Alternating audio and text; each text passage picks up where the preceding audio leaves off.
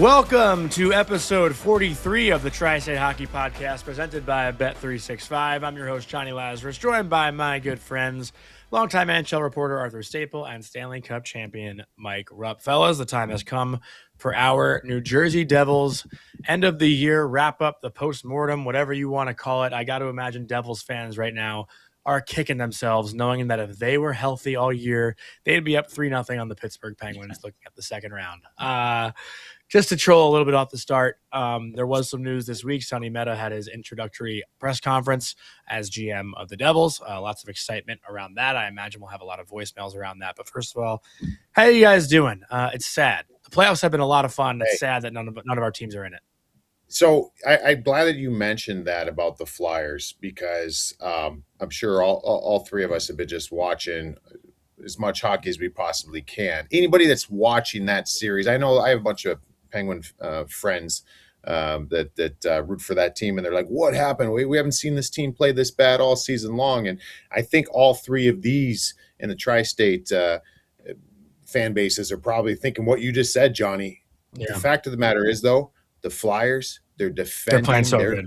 Play against, they're closing out plays. They're doing something that none of our three teams have done all season long. So, you know what I mean? Like that, it's I'm sure it aggravates everybody, but they're kind of in that special mode right now. So don't do that to yourself. The Flyers are playing way better and structurally than any of our teams can. And they proved that they could not do all season long. Mm-hmm. The start of this first round has been so electric, though. Like, imagine Jack Hughes in it right now after the golden goal, being the hero. Like, it'd be great. It'd be great. Arthur, anything from you? Yeah, you look at the metrics, and one of my favorite things that my buddy Steve Valiquette and his site, if you're top 10, even top 5 in defending rush chances in the regular season in terms of expected goals, that's usually the biggest metric indicator that he's had in the last 10 years of playoff success, because obviously you're playing at a higher level. You're able to negate those chances or stop them from happening. It means you have the puck a lot. You're not turning it over much. Philly was 5th this year. So even when you look at how bad their offense was for a lot of the season, they couldn't score much. They were defending like mad. And Rupper, like you said, Jersey was way down that list. The Islanders were way down that list, although Islanders were actually top 5 defending rush chances for a lot of the year and then fell apart the last couple of months.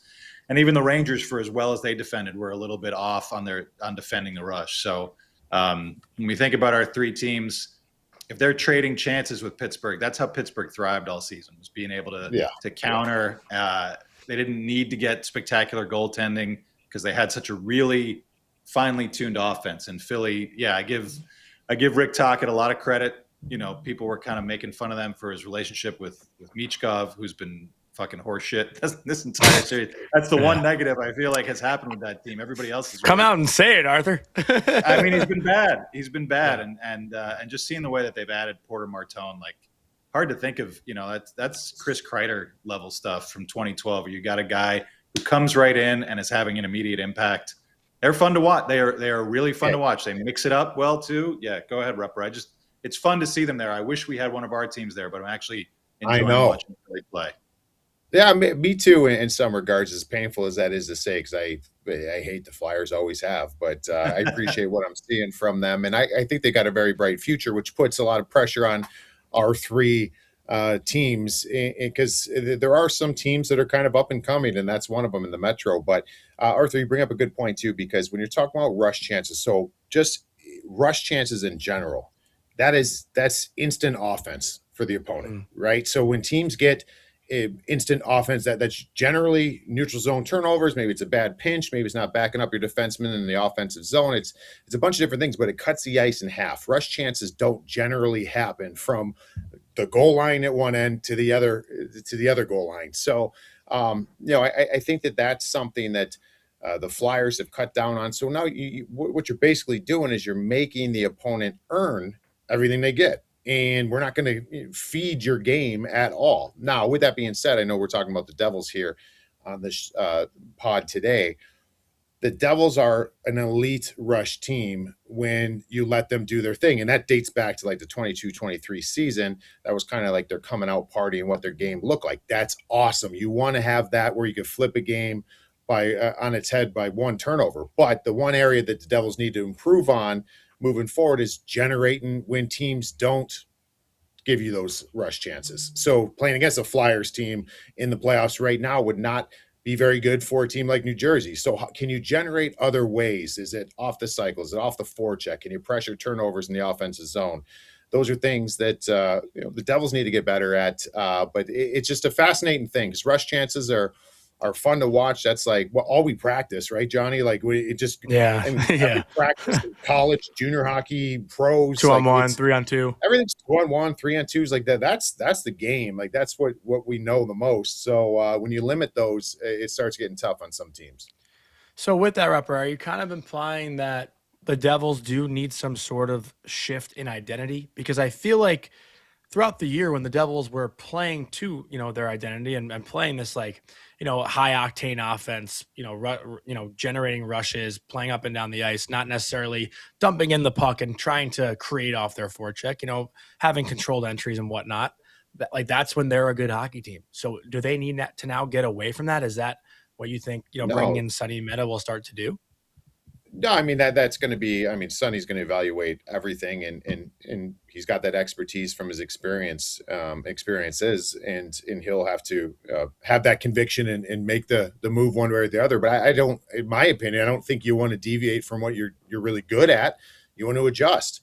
Like they're an elite team on the rush. Why would you not want to continue to be an elite team on the rush? I think there's ways that you can continue to get better in other areas.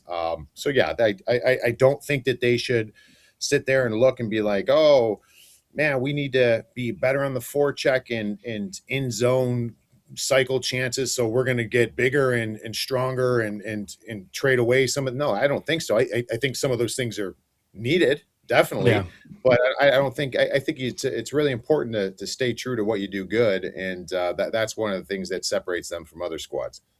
And I'll jump in, Johnny. Sorry, and say, no. As we were kind of documenting the season, when Jack went out and they were already missing a couple of their key guys on D, like Pesce and Kovacevic, although Kovacevic didn't really seem like he ever got back right on track when he was healthy.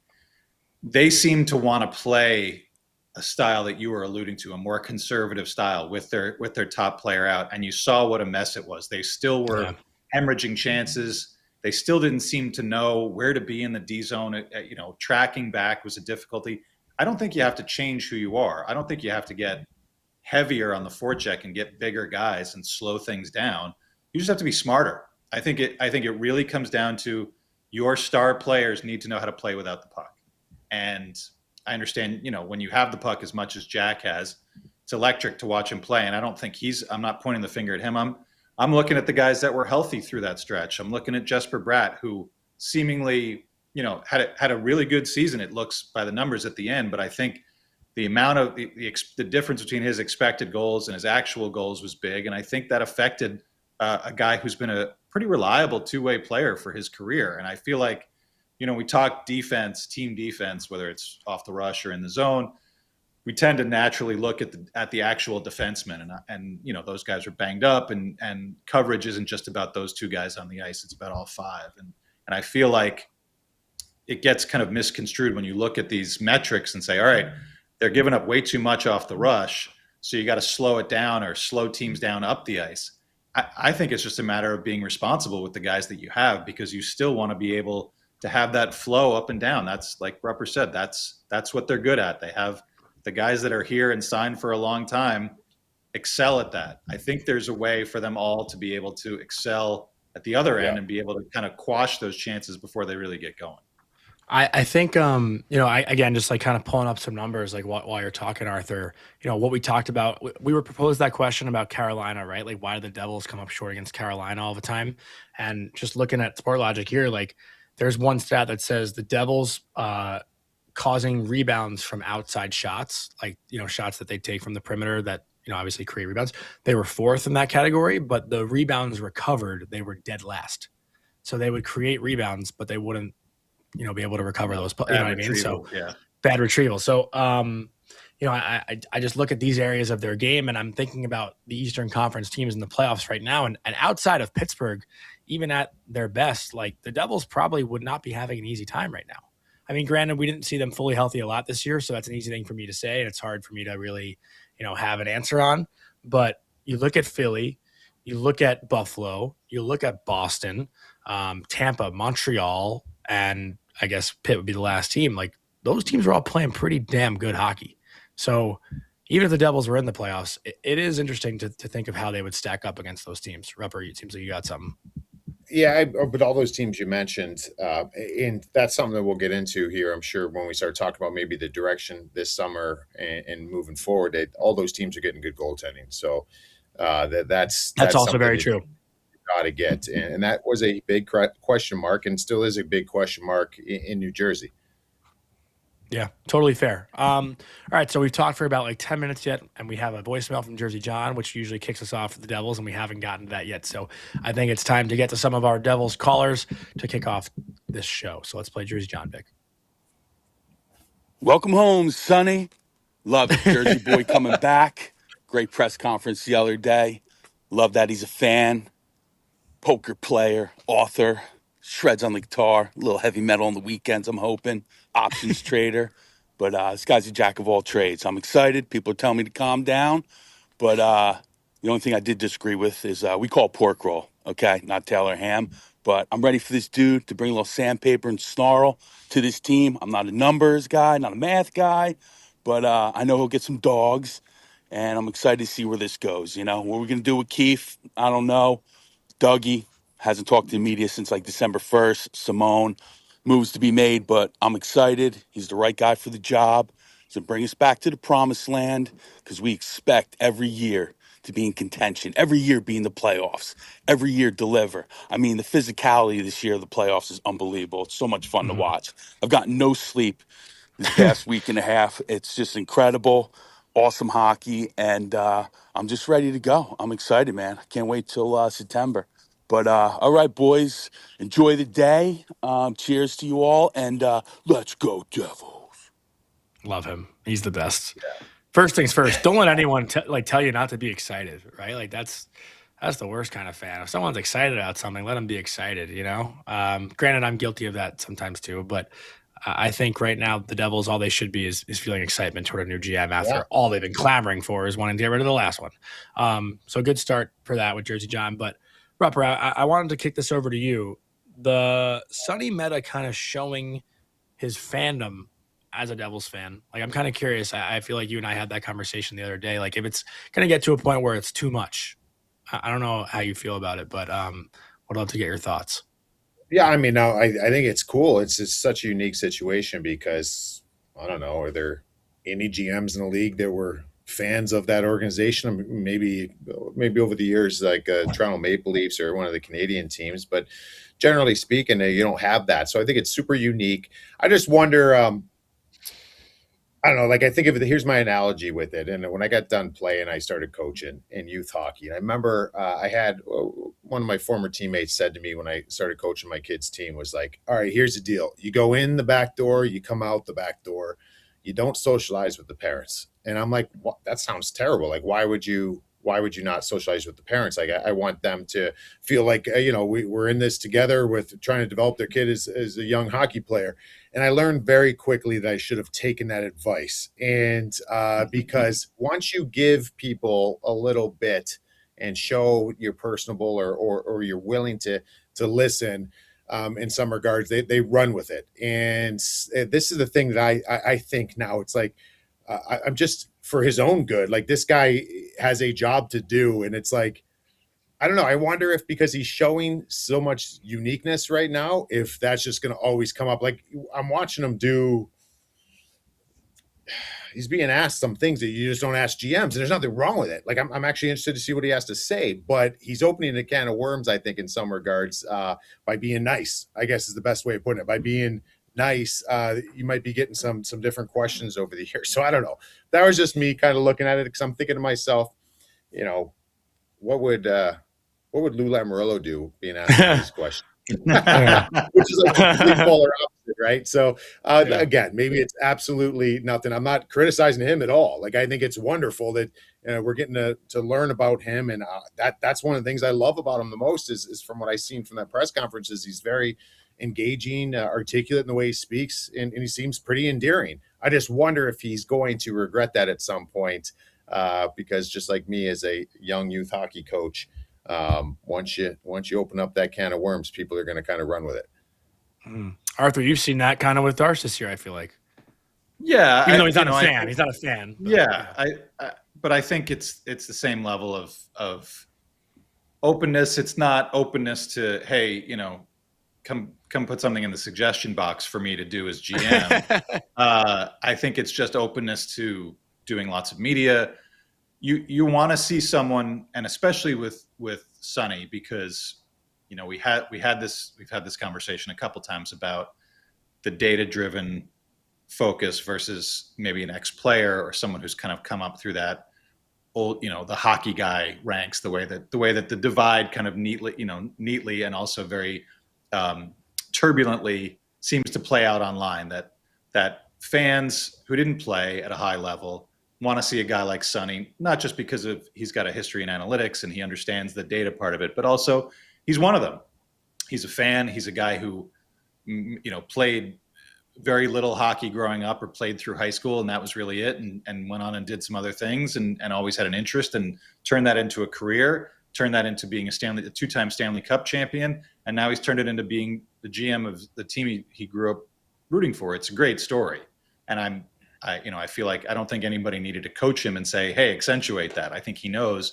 And I think seeing his personality puts people at ease. It's good. Mm-hmm. He's not coming in and saying and being gruff or being aloof or anything like that, or kind of like, yeah, finally the crown is on my head and everybody's going to listen to me. Like I think his approach, I don't think he missed a note in that press conference. And I feel like even and we'll get into it with the quote that Vic sent to all of us, that was kind of the nut graph of the whole thing, talking about his use of analytics in Florida and elsewhere in his life, and how it has to be a mix of that and other things and the human element and all that stuff that we've talked about. For me, I agree with Jersey John. It's easy to get excited when a guy says the right things. You still have to do the job, but the press conference is about winning the press conference, and he won that, and that I think is a great start. So just to kind of paraphrase that quote a bit that you referenced, Arthur, it's a little too long to read, but I just wrote a few bullets down. I guess he's been often labeled as this analytics expert, but his approach comes from real life, real world experience, not just the academia and valuing analytics because it helps him win. Believing it's the success that comes from combining human insight with psychology, emotions, team culture, and not just necessarily being a numbers nerd. Did I cover that? Is that kind of, I know he referenced poker and whatnot. Does that cover it? Can't read the whole thing. It's literally a page long, but what I'm kind of not concerned about or worried about necessarily, but because he is the Devils fan, because he is returning home, you've heard from players who return home how they handle people reaching out, asking for tickets, offering their opinions, all these kinds of things. I wonder what that's like as a GM. I know, from speaking to my friends who have played for their hometown teams, they get bothered very easily. And I wonder where the relationship with the fans will go if, like you said, there is a suggestion box. There's not a suggestion box, but if his friends are reaching out to him, hey, you should do this, you should do that. You know what I mean? Is there going to be some point where he's totally gonna ignore the fan voice? I feel in that job and in that seat, you can't always listen to the fans. You can't. As a coach, as a GM, you got to kind of tune him out to do the best job that you think you can do. Maybe that's a stretch, but I wonder when that happens, if it does. I'll jump in and say the difference here is that he's a guy in his 40s who's had a lot of different life experiences. He's not a 25-year-old guy who's playing. Fair. And when you're a player, your focus is on playing. And I can see how the distractions could pull at you because they're your boys, whoever, family. You got to have a lot of focus to play. You got to have a lot of focus to be a GM too, but that's why you have a front office staff. That's why you have a PR staff. That's why you have a marketing. He's not going to field these requests himself and then try to figure out who's going to help him out with this, like maybe a player does with tickets or guys asking for signed gear or whatever. He's he's a grown up. He's a mature guy, and he's earned his place in the hockey world through a bunch of different jobs, starting with the Devils, moving to Florida, moving up through the ranks there. The mystery to me, and I'm sure we talked about it, is when you hire a guy who's never been a GM, you don't know what part of his resume is his and what part is everybody. And I thought he handled that really well too. And this comes from hearing in the league and talking a little bit to Bill Zito, who I think is far and away one of the best GMs, another guy who came to it without having been a head guy in Florida, and is really the way that he seems to approach it with a pretty big staff that people want to talk to, whether it's Gregory Campbell or Roberto Luongo or Brett Peterson or Sunny. Everybody seems to have some input, and that's not going to work for everyone. There's a lot of top-down GMs who are also successful, but I think him coming from there and him coming to evaluate a front office that we've talked about has a lot of longtime people in AGM and other staff and development roles. I'm interested to see him going forward. This summer it might be a little too soon, like with Matthew Darsh. He hasn't made drastic changes to the Islanders front office, added a couple guys, but hasn't really subtracted much. I'm interested to see what Sunny does from that standpoint of making it collaborative. He doesn't, he knows some of these people from his time here a decade ago, but not in this capacity, not as the boss. So, I think he won the press conference, like we said, and now comes the hard part for me, which is not necessarily dealing with like a cousin who's going to come out of nowhere and say, hey, can you get me 20 tickets? It's more, how does he set up this front office to have the kind of success that they had in Florida? Yeah, I mean, that's for me, just to go off what you said. I mean, I don't think that's going to be an issue at all, Johnny, what you're saying. But to go off like what Arthur's saying, I was super impressed with the press conference. That quote that you were kind of referring to, I thought was awesome. It was what a lot of people, I think, needed to hear. And now it's about, all right, I think the big question to me is, what is he able to do? Like, that's the one thing in different situations from team to team. He might not have the green light to just bring in all of the people he wants to bring in, or to just, we talk about evaluating. What does that mean up to this point? Can he change the front office staff, the hockey ops department? Does he want to? Like, those are things he wants to figure out, but we also don't know, does ownership give the carte blanche to do that? That's, I guess, to be seen still. So there's still that part about it, and then just trying to see what moves he makes in this summer, and that can kind of bring us into I guess some of those decisions with some of the players. You know what I mean? Because there's a lot of there's a lot of decisions to be made. There's some restrictions on some of these situations with some of the players. But I think it starts where, can he build out his hockey ops? Is there an AGM? Like, are they going to have the same? What is that going to look like? Is the coach going to be there? Like that's a big question, I think, on a lot of people's mind as well. And how much or how quick does it, I guess a plan or figuring these things out need to happen? Because you got Nico Hischier July 1st coming up for an extension here that I'm assuming all Devils fans want to get done. So when do you have those conversations happened already, you think? Oh yeah. I think that's first order of business for him. It's your captain. It's a guy who's, the situation with Simone Nemec, who needs a second contract coming out of his entry level deal, and is probably going to, come up with a pretty sizable number from his camp. The decision whether you're trading him, trading Dougie Hamilton, trading somebody else off the D-core, trading two guys off the D-core.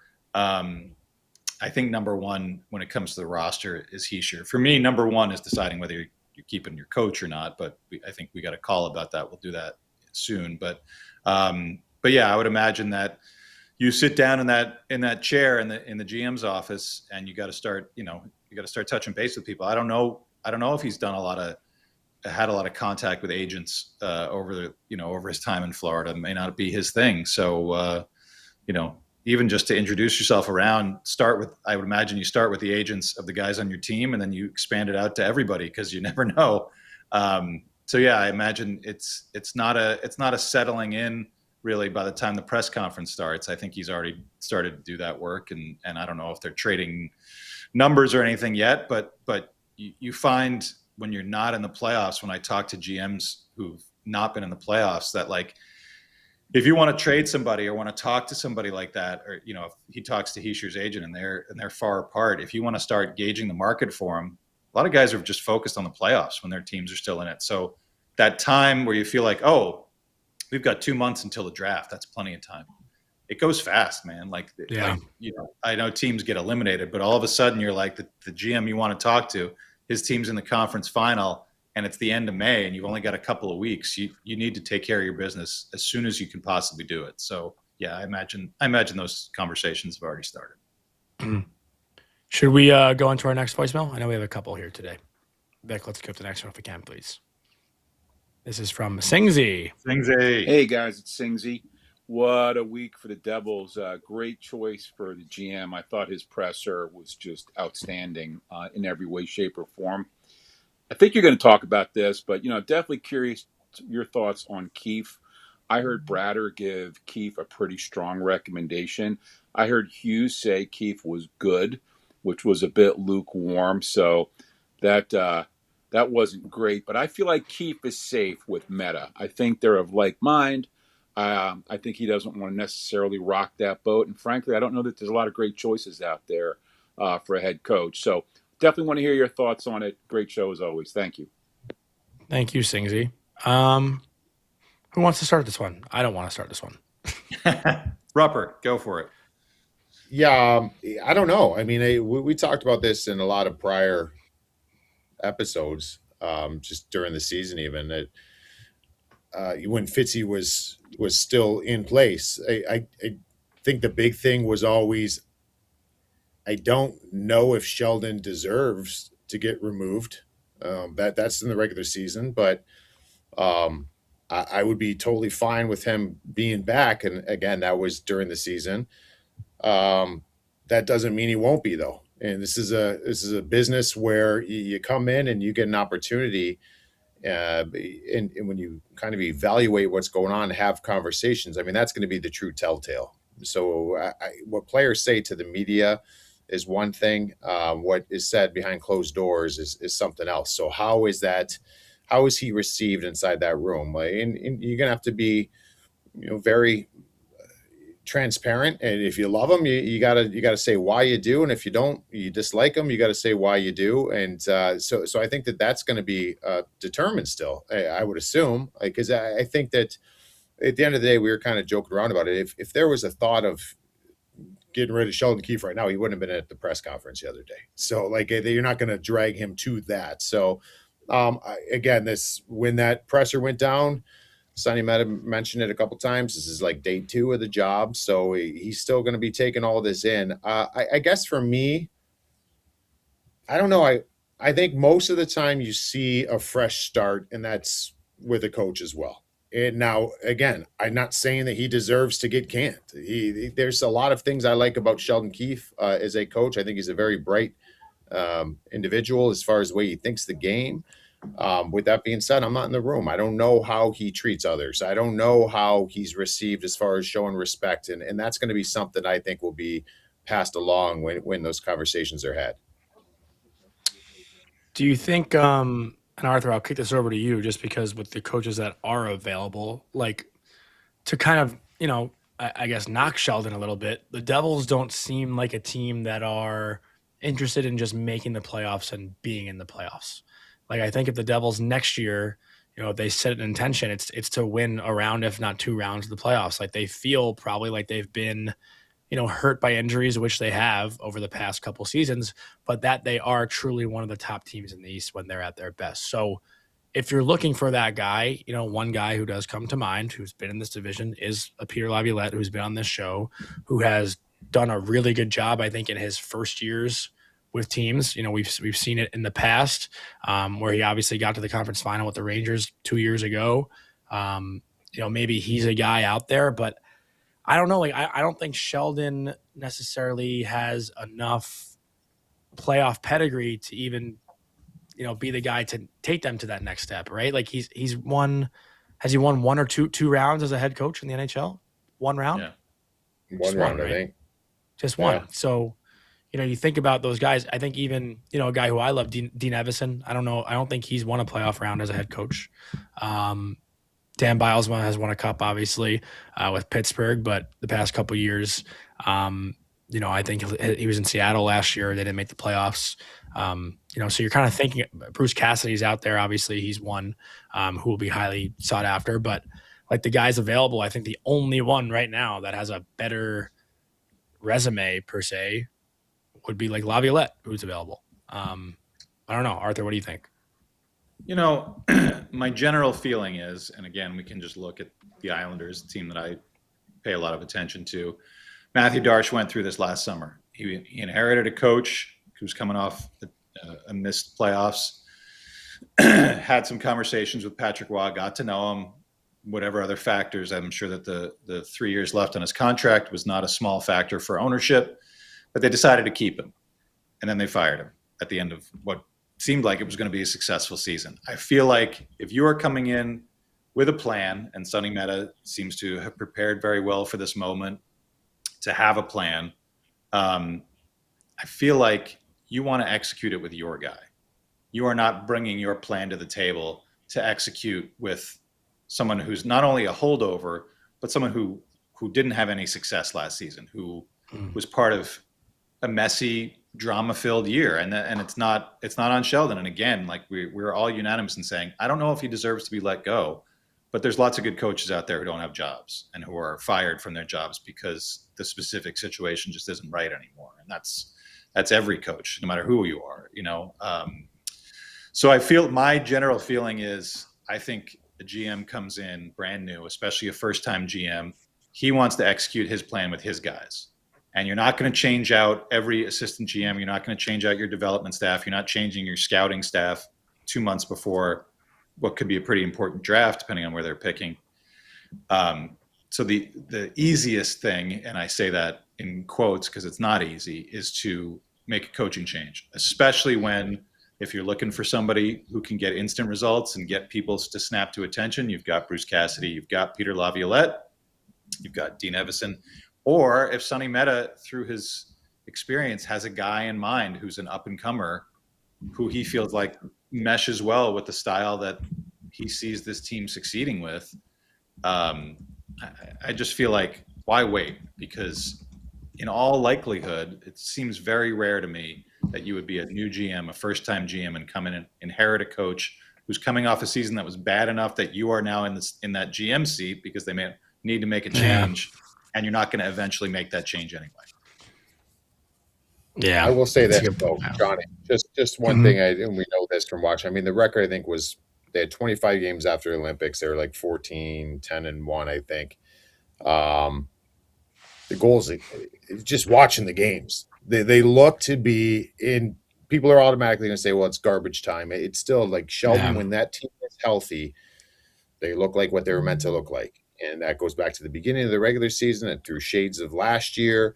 And then down the stretch, I mean, they were at about, I don't know, were they like 3.5 goals a game stretch, coming down the stretch, I should say. So I think you take that into account too. So with all those things, it's like, Arthur, you just said it, and I agree that like there's probably this formula of what it looks like ultimately long term, but I don't think you could just change that overnight because of where we are at the calendar with the draft, and just kind of it's going to be steps. So is that step, is it a change behind the bench now? Is it hockey ops change? Like, I don't think both probably happen like you just mentioned. So it'll be very interesting to see. But I guess the one key thing down the stretch, I think, is that they looked like they were an offensive team. They were meant to be after the Olympic break. Also, I think Arthur said this, but like having that as the first string to pull, right? Or you said that maybe about Darche this year, where you can just kind of leave Sheldon, and then when you feel like you have to do something, that's the low hanging fruit, right? Kind of, fire the coach that gets the fan base going a little bit, and you get the new coach bump and all these things. I also think that you've got this group, and we don't know what roster moves that they're going to make with that Sunny Mehta is going to make this offseason, so we don't know what they're going to look like. But if you decide you're going to evaluate and kind of, again, what Matthew Darche did, not make a lot of changes, add on the fringe of the roster, don't sign who you need to sign, figure stuff out, or kick kick the Hischier decision down the road a little bit. Keep Sheldon Keefe. If you're 500 in December and you fire Sheldon Keefe, you've nuked that season. Do they are they in a position where they can nuke another season, given how they've you think 500 in December is nuking?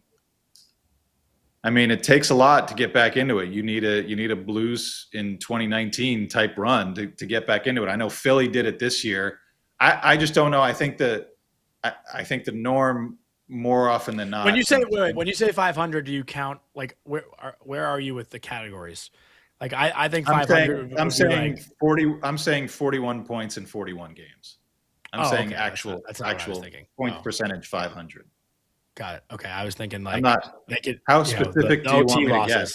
I don't know. They could be like if they're. Let me just do my Karnak. I just hold 25. the paper up to my head. All right, they're going to be 17, 13, and 9. Yeah, I don't fucking know. Well, if they're 17, 13, and 9, technically they're below 500, but they have. All right, no more math. No more math on this show from the two of you. Come on. But yes, I'm not saying a word. I learned my lesson. Yeah, I learned my lesson. Hey, we learned no math and no geography. No math, no geography on this show. Fair. I guess in that sense, what was like? I just think you ripped the Band-Aid off because Sunny Mehta went in there and sold them on a vision he has for their team. I don't know that he went in there and said, "You don't have to change anything except me." That doesn't make any sense at all. Like that's not a way to win in a job. So he's gone in there and sold Josh Harris and David Blitzer on his vision for running this team. And if they want him to execute his vision, I imagine his vision includes people that he's selected for these key roles. And again, I don't think Sheldon's a bad coach. I think if the Devils fired him this offseason and did it quickly, he would be coaching in the NHL in September. I honestly believe that. I think he's a good coach. But I don't know that he's the right coach based on the recent history he's had here and certainly with all the changes that have come. Yeah. All right, let's get into our next voicemail, if we can, Vic. What's up, guys? It's Dave calling from Jersey. I think there's a lot to be pessimistic about the Devils season and how things turned out. Forwards were not good, couldn't score. Our defense was terrible.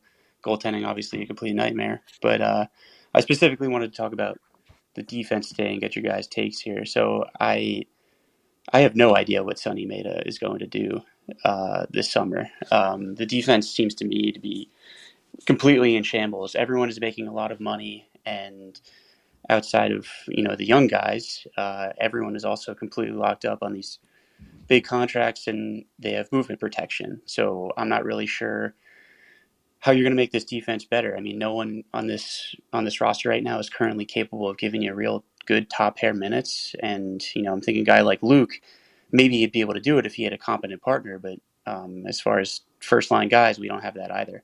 The only guys we're considering really trading this summer, because the only guys we can trade this summer are Simon Nemec and Dougie. And as much as, I think the Dougie's cost and Nemec's purported interest in making a ton of money, as much as that's going to, saddle this team with a ton of debt, I'm not really sure how you replace their contributions, even as minimal as they could have been.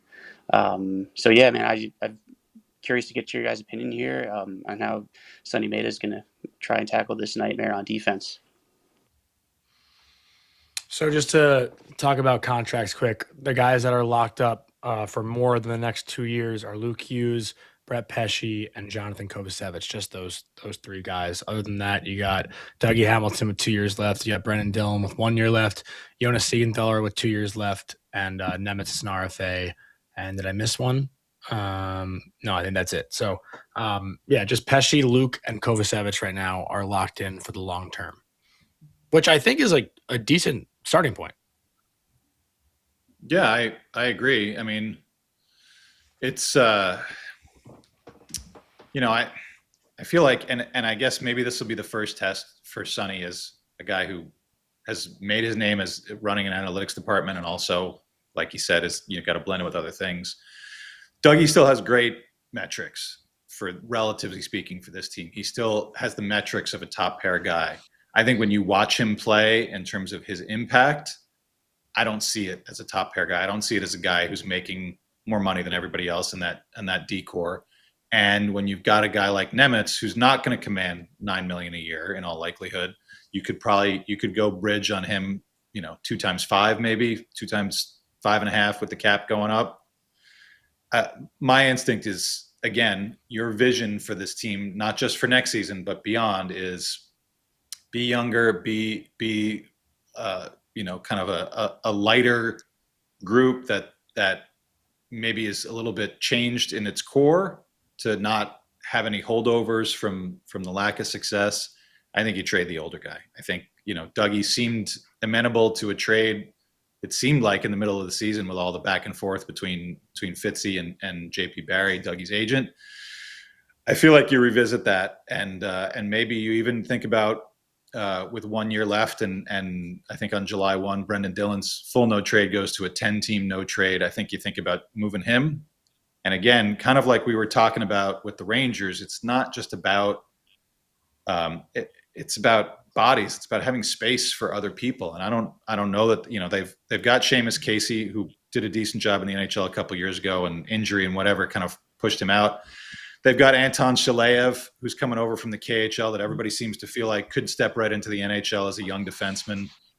So I feel like you've got some youthful options, and I'm sure that you could fill with some veteran options. But to my mind, I think Nemec has a lot to learn about being an NHL defenseman and being a defenseman who's responsible on his own end and without the puck and all the stuff we've talked about with the forwards.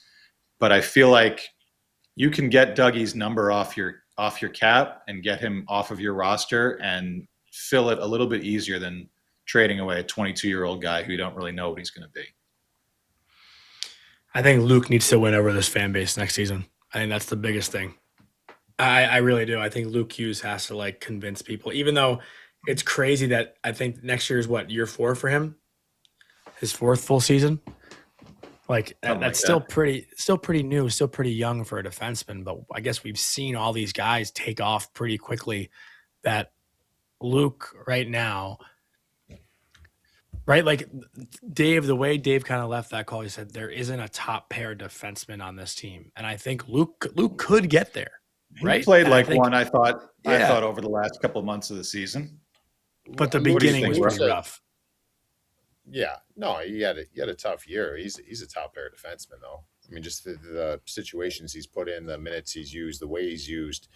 Now, does that mean he's a top end defenseman? No, you know what I mean. Is he one of the best? Absolutely not. No, he's still young. He's still kind of growing in that role. I think the call was kind of interesting because the three of us have talked about it, whether it's on here or just on our own time.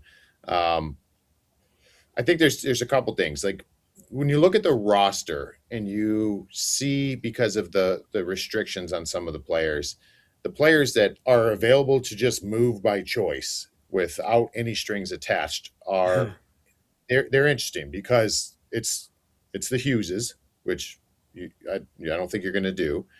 And then it's, you've got Simone Nemec because he's on his coming out of his entry level and he's going to have to get paid. And there's Dawson Mercer. And there's not a ton of options. So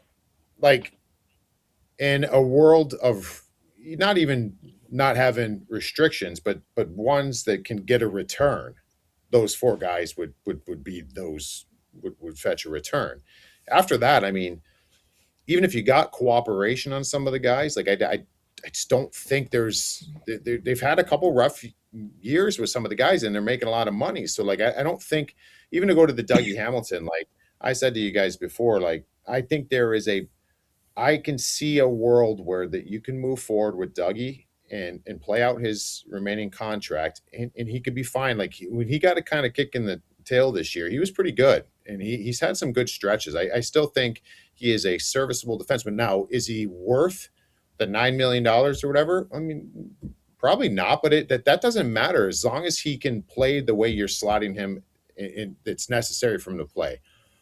Now, then you can maybe go and move on from a Simone Nemec and then get a return. If it's the other way around, that's where it gets a little confusing for me because you're going to have to take on some of Dougie's salary and potentially, depending what it is, you're going to have to get cooperation from Dougie, but then also you might have to sweeten the deal a little bit. So you're not really you're unloading the contract, but you're not really improving the team at the same time.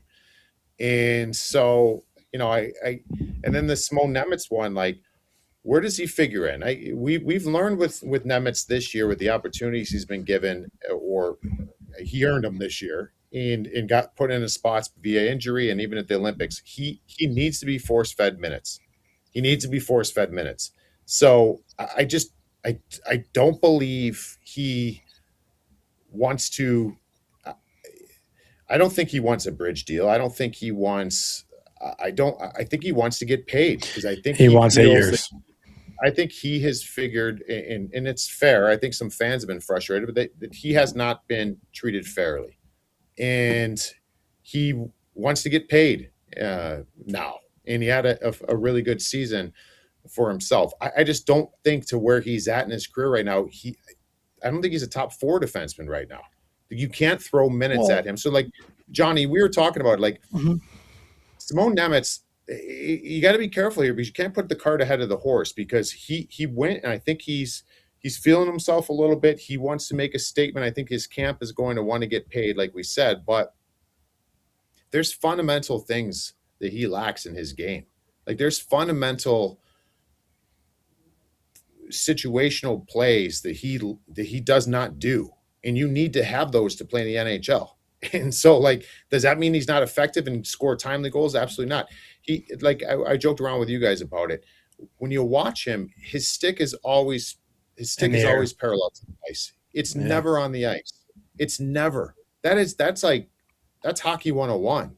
That should have been like, if you can't do that, I cannot pay you $7, $8, $9 million, like, because you can't play in the defensive zone if your stick is not on the ice. And I would encourage Devils fans to watch. I'm not trying to pick them apart. I'm just saying, like, you got to be very careful here, because there's these situations, and you don't let the outside, the way that we feel like he's been unfairly treated, as far as, let's call a spade a spade. A lot of fans just, they see Luke making mistakes, and Luke doesn't have to come out of the lineup. Simone Nemec makes those mistakes, he comes out of the lineup. Like, I understand, but at the same time, those fundamental things, Luke does do those, and you can put him out there, and he had a tough year, but it's apples and oranges in a lot of different ways. So yeah, that to me is what gives on that back end. I have also seen, if you were able to potentially move both of them, would that be a bad thing? You'd have a gap on the right side, but it could be a good thing. She could get a return from Nemec. Now all of a sudden you've got a bunch of cap space because of what you're going to have to pay Simone anyways. So, like, it's an intriguing situation on that back end. I think having Kovacevic, getting him healthy and getting him back. He was not himself this year with those injuries.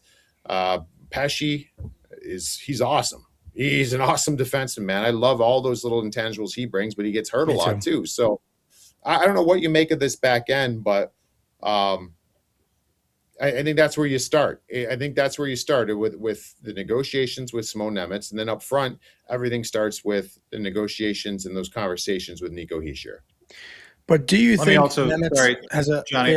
I'll just jump in. Consideration you have to have here. They're already at what is it? Cap's 104 million for next year. They're already at 92 with 18 guys signed.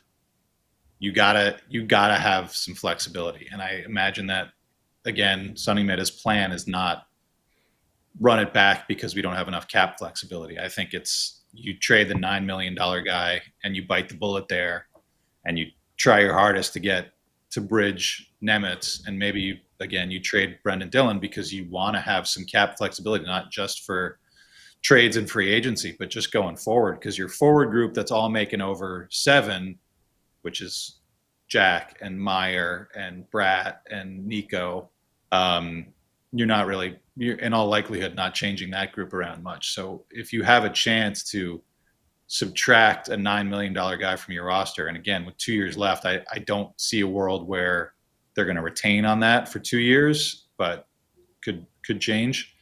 I I just think that the cap flexibility, of which they really don't have very much, depending on who they can try to move, that might play a role in it too.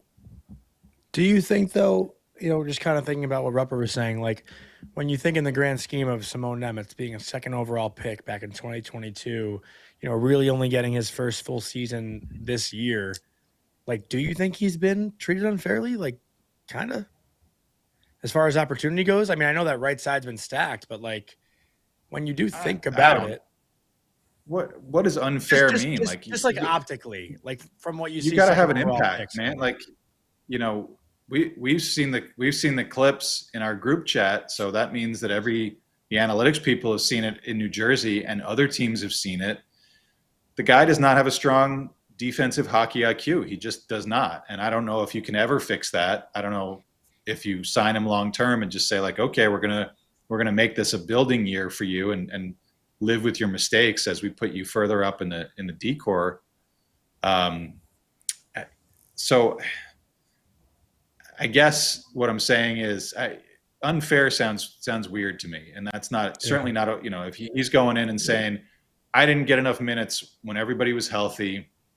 I got the quick hook from the lineup. I got the quick hook from specialty situations where my numbers could have been better.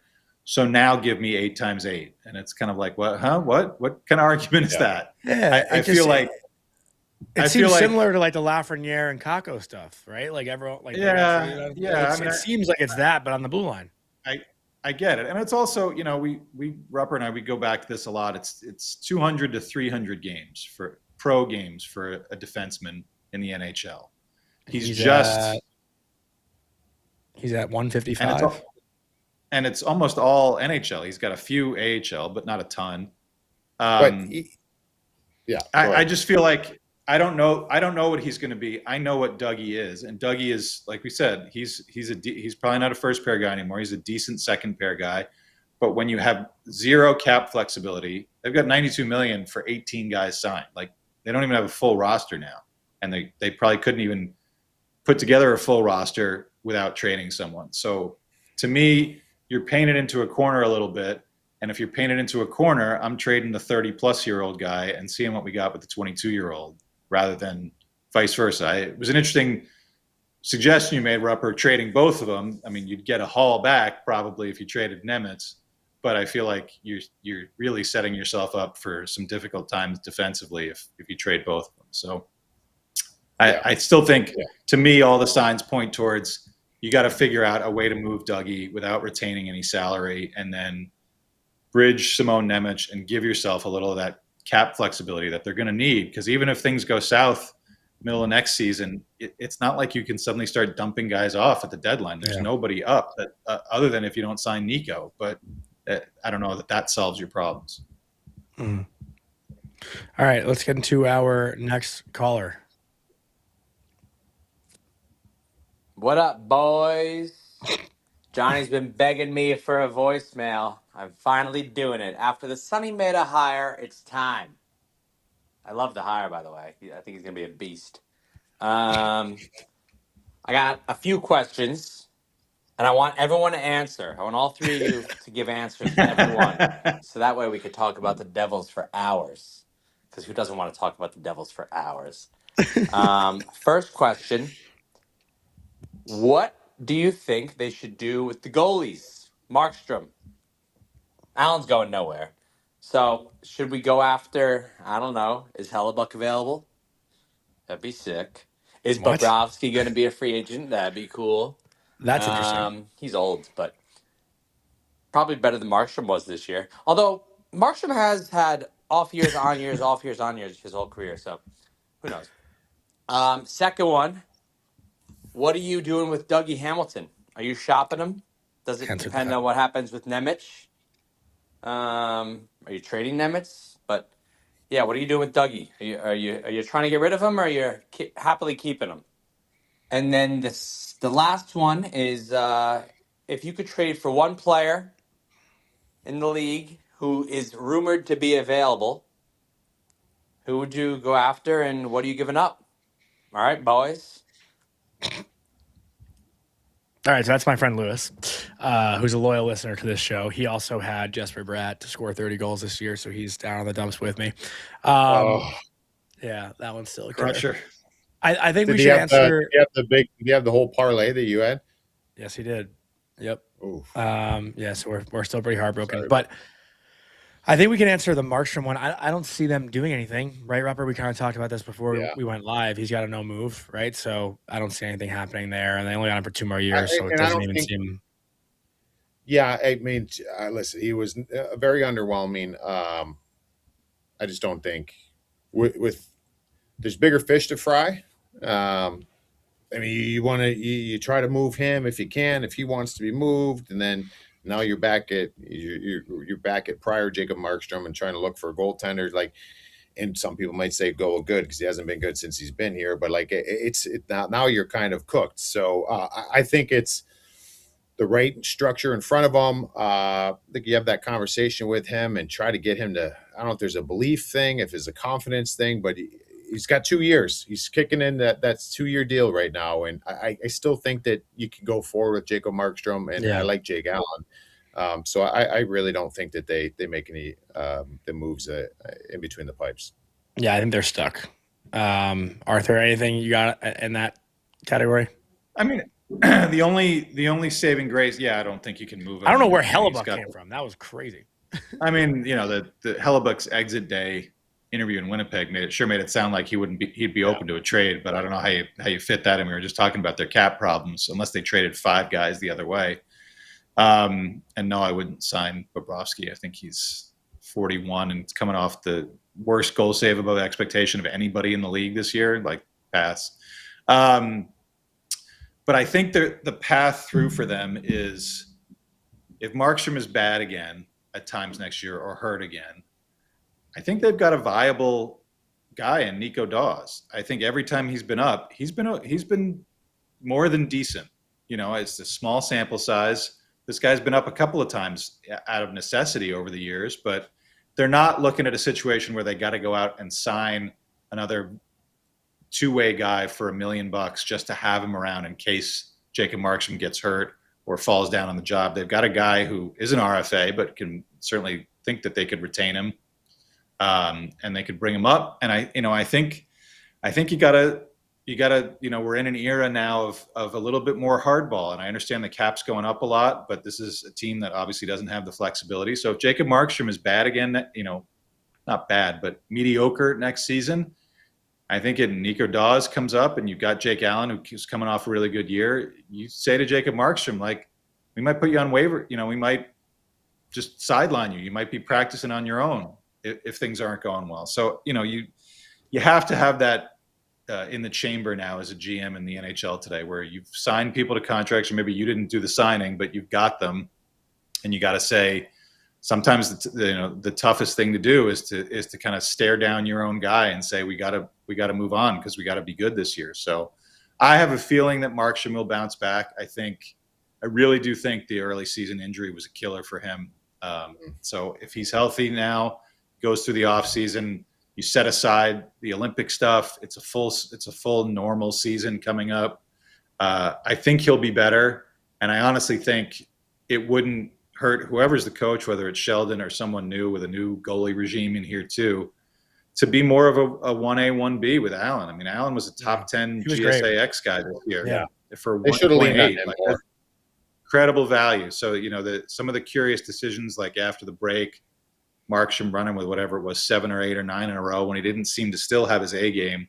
I could see a situation where it's a 45-37 start split and you just kind of rotate, because teams are doing that now. So I think I think you can keep Markstrom and be successful, but I think the approach has to be different. And what about the last question? Who out there that's rumored to be available should they go after, and who should they give up? I know we did like the Brady Tkachuk conversation already. I feel like that's kind of where our brains would go. Can I still say Quinn Hughes, or is that too painful to hear for everybody? Because look, if Minnie loses this series to Dallas, which I think they are going to do, and you've got a new GM, and you've maybe got a new coach, and Jack is healthy and excited, and Luke is here and he's excited, Is there still a path to revisit this summer? Can I my mind got working a little bit ago too on this, and I like your thought process here. And let's just say that does happen. And this is I think it can be bigger than that. I think you could sit here and the big thing that we have to, I know I don't need to say it anymore. Like my infinity for, is infinity the right word? Infinity? What's the word? Yeah, Arthur, you were there. Affinity. was I there? Yeah, Jesus, yeah, we're we're not, close. we're not a word podcast now either. No, my thing, for Nico is he is, I love him, man. I think you try everything you can to keep a Nico Hischier. And I think you win with a guy like Nico, and that's this team's number one attribute is their 1-2 punch at center ice. And with that being said, I think too many times we just assume because Nico's captain, because he always says the right things and all that, we just assume that Nico wants to sign as a UFA or a pending UFA. I'm kind of curious about where his mind's at with this, and I think we'll know this will be the first time kind of telling that is when you can start talking about extension. But that would be that was the ask, I believe, from a bunch of teams for any moves that Fitzy wanted to make was Nico Hischier, and that was a kind of a non-starter, which I totally understand and probably agree with. But if you're going to get Quinn, Nico has to be involved in that. And what I would say is, I'm not saying this is the finishing pieces of this, but the core of this. What's that? Minnesota, you're gonna. So yeah. I'm saying you go Nico Hischier, Quinn Hughes. I'm also throwing Simone Nemec in there, and I need Joel Eriksson Ek coming back, and there's going to be other pieces and things like that. But like now, this kind of solves a lot of different things for a lot of different. So all of a sudden now. Simone Nemec, you might be able to get an opportunity. I know that Brock Faber's right-handed as well, but like I wonder if there's a bigger thing out there. And again, this is all going off of. I mean, if the Minnesota Wild go on this run, get past the Dallas Stars here, this all could be a complete moot point. And if I'm Quinn Hughes, wouldn't want to leave or go anywhere else. But that's something where we know where Nico stands in all this. Would Nico be open to that? That's a big part of it, but. If the Devils moved on from a Nico, you'd have to get a Quinn in return, but then there's still a pretty big vacancy at center ice. And I don't know, man, it's just fun kind of kicking that around. That would be one that I would love. They need Nico to sign an extension. Like they need him to agree to an extension though right away, right? Because like they're not. Eriksson's got 3 years left on his deal. Like there are definitely some complications there, but it's definitely not the worst idea I've heard, Rupper. No, I like it. It's about it. I like kicking. No, those I like around. it better than I like it better than like the Nico for Dylan Larkin. Like I've heard that from a couple places. That doesn't make any sense. No it's interest. Like a swap that's going to do nothing. Yeah, in my opinion, I don't hate that at all. I actually, and not to make it, I won't do it. Yeah, that's all I got. For laugh. No, I was just gonna say I'm not fully out on the idea of Quinn and New York, but I'm not gonna make it about that because it's a Devils episode. So I'll leave that at that. But yeah, I got nothing else really. Obviously it's gonna be interesting in Jersey with Sunny Mehta, but it's exciting. I think it's exciting to have a new chapter sort of for the Devils. It feels like it's been just like shitty luck after shitty luck after shitty luck over the last 3 years. So hopefully things can kind of turn for them this summer and they could be that top team in the East that we think they can be next year. But I got nothing else unless you guys got some to wrap up with here on the Devils before we do the Islanders tomorrow. I guess my last thing would be, and I'll let Rupper have the last word. I got to see more from Timo Meier, man. Yeah. 44 points. Like he doesn't really add a ton defensively. Yeah, that's a guy who we don't really mention that much because we know where their offense comes from, and he does seem to contribute, from time to time, and he does bring an element that some of their other elite guys do not bring in terms of the playing with a little sandpaper and kind of aggravating opponents. But for that kind of lengthy contract and and the hoops that they jump through to get this guy, I need to see him be more of a difference maker in some way. That's all. Totally fair. Yeah. Totally fair. No, I agree. And they need, I said this in the last one, and depending on, you can come up with whatever name you want to, they need skilled size to play with them. Mason Marchment, right? That's what I That's said. But I mean, there's others out there as well. And, I think he needs a running mate, because just to play that forecheck and bigger style, but it's got to be someone that can move, someone can be quick, get in there, and certainly have an offensive touch. The other part too is the bottom six, the fourth line, that has to be completely, that has to, and I'm not saying it has to be different personnel, but they got to understand what their jobs are as a fourth line. And so you almost, the entire fourth line and even bottom six in general should be a fast group that just plays physical and understand and has a hockey IQ. That's all I'm looking for. Like, I'm not even talking about scoring goals. I'm not even talking about, like, just understanding what their job is when they go out there on the ice. That's something I think this team has been lacking. So that would be a big one for me. And maybe it's with some of the personnel they have. If not, then that's what they need to change. Yeah.